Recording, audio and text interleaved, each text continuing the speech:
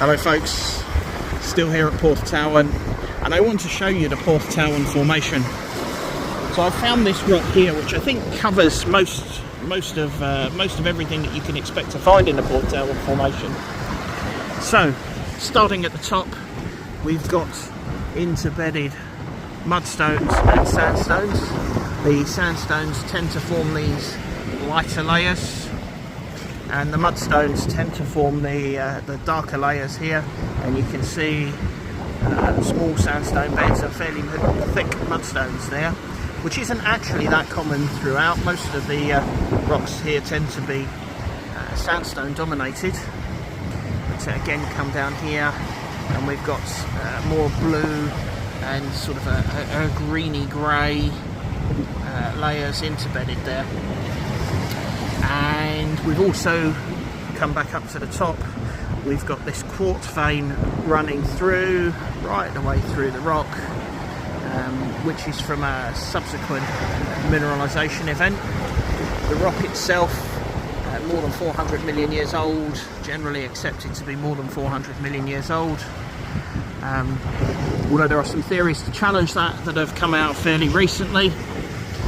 And you can even see down here, I believe you can see the remnant just here of some cross bedding.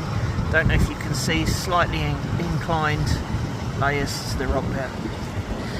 The rocks here have been metamorphosed, have been squashed rather than baked, so they're not chemically altered, which is why you can still see the bedding. But there is some mineral realignment from the pressures when the granite was in place around 280 million years ago, and that means that you do get a slaty cleavage in these rocks, and of course you've got the mineralisation. What does that mean for you?